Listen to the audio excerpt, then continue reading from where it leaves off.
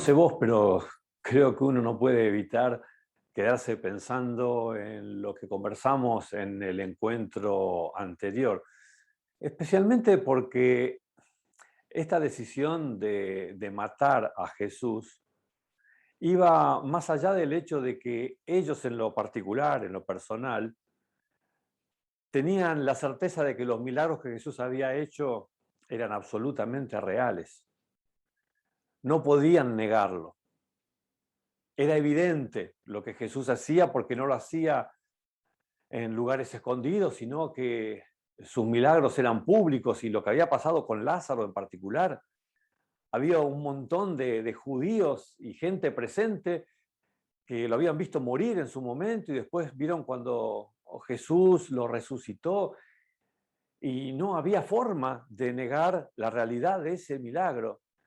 Sin embargo, por encima de todo eso, estos que son los que dirigen la iglesia de Dios, el pueblo de Dios de este tiempo, creen que en el nombre de Dios pueden reunirse, me preguntaba, ¿no? Porque cuando se reunían en este concilio en el que finalmente decidieron matar a Jesús, habrán orado, ¿no? Me imagino, porque normalmente cuando los líderes se reúnen, oren para que Dios los dirija, al menos en este caso se vio todo muy extraño, pero así pasó.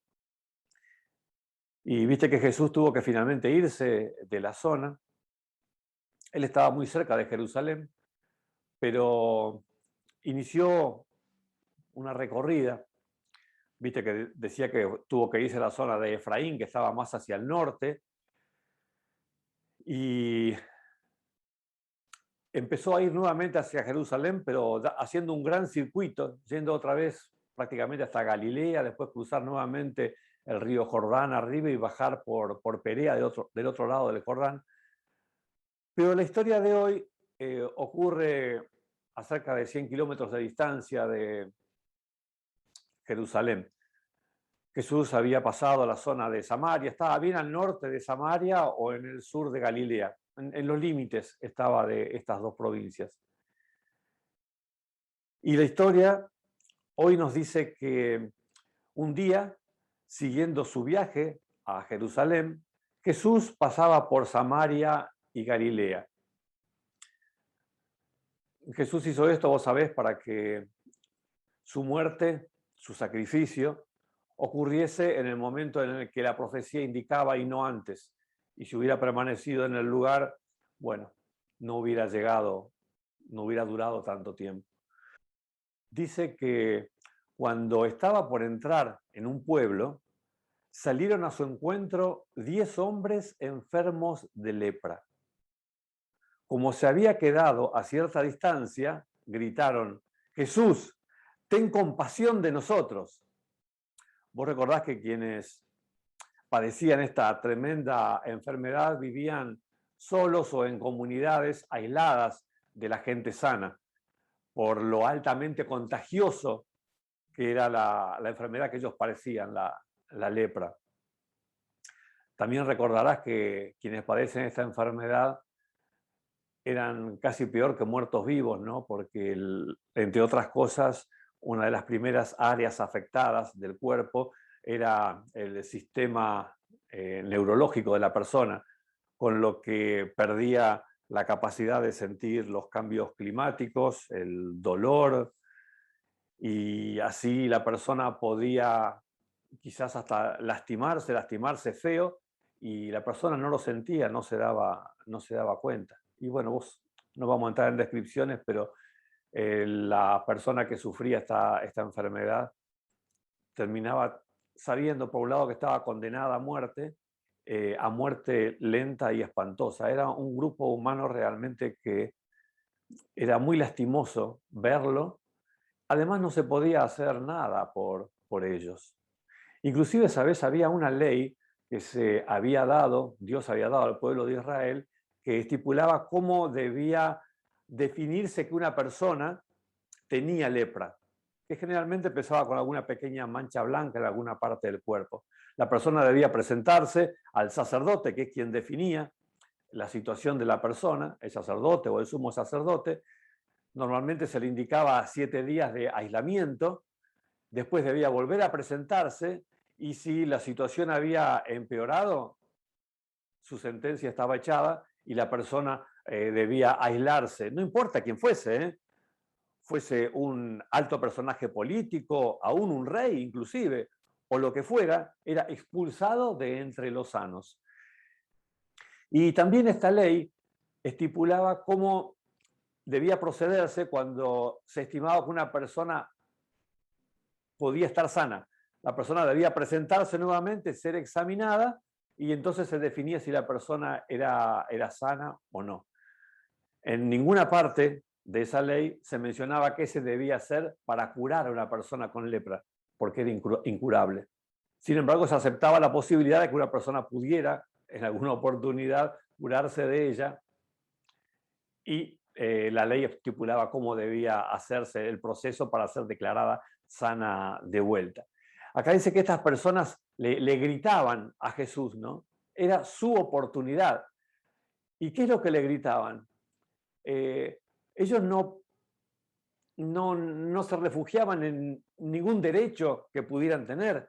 Dice que le gritaban, Jesús, maestro, ten compasión de nosotros, pero a lo que apelaban, conociendo quién era Jesús y sabiendo que él podía sanarlos porque había sanado a leprosos anteriormente, le ruegan compasión, le ruegan misericordia, que es a lo que ellos podían apelar. Y mira qué interesante la manera de actuar de Jesús, porque nos cuenta el relato que cuando Jesús los vio, les dijo, vayan a presentarse a los sacerdotes. Resultó que mientras iban de camino, quedaron limpios. ¿Te das cuenta cómo es la secuencia acá? Jesús no los sanó. ¿Estás bien?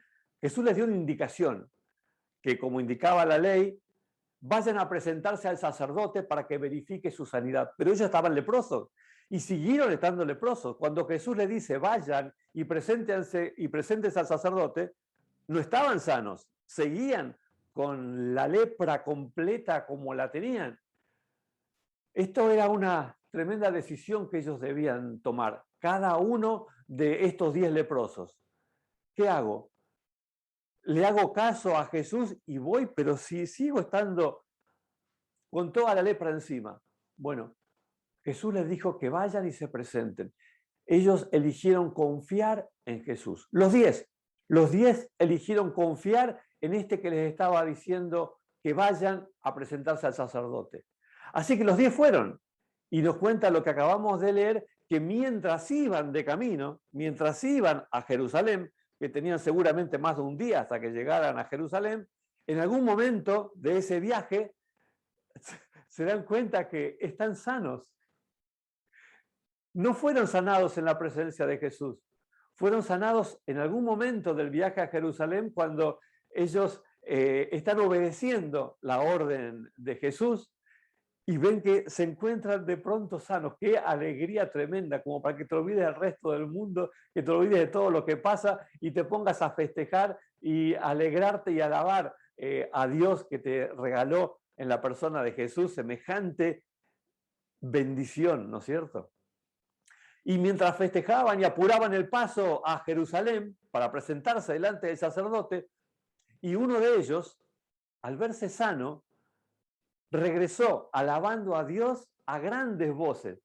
Me lo imagino a este hombre volviendo desde el punto en el que se sintió sano, del lugar en el que se ha encontrado, volviendo hacia donde se había encontrado con Jesús, alabando a Dios y contándole a todas las personas con las que se cruzaba lo que había experimentado, lo que había vivido. Y vuelve a donde está Jesús, porque aunque Jesús les dijo que vayan al sacerdote, este hombre dijo, no, sí, voy a ir, por supuesto que voy a ir, pero primero voy a ir al que me sanó. Primero voy a ir a donde está Jesús. Y cayó en tierra a los pies de Jesús y le dio gracias. No obstante, este era un samaritano. Qué lindo gesto, ¿no? Porque este hombre sintió que, por más que estaba desesperado por escuchar esa indicación que lo declaraba limpio de parte de los sacerdotes en Jerusalén, Él entendió que primero debía decirle gracias a ese que lo había sanado. Y ahí estaba, a los pies de Jesús, diciéndole gracias, Jesús, gracias por sanarme. Y cuando esto ocurre, Jesús lo mira y está muy contento de que este hombre haya venido. Y se nota que Jesús estaba esperando que en realidad los 10 viniesen, ¿te das cuenta? Porque dice, ¿acaso no quedaron limpios los 10? Preguntó Jesús, ¿dónde están los otros 9? Sí, a Jesús le gusta que seamos agradecidos. A veces pasamos mucho tiempo pidiendo a Dios una bendición que necesitamos.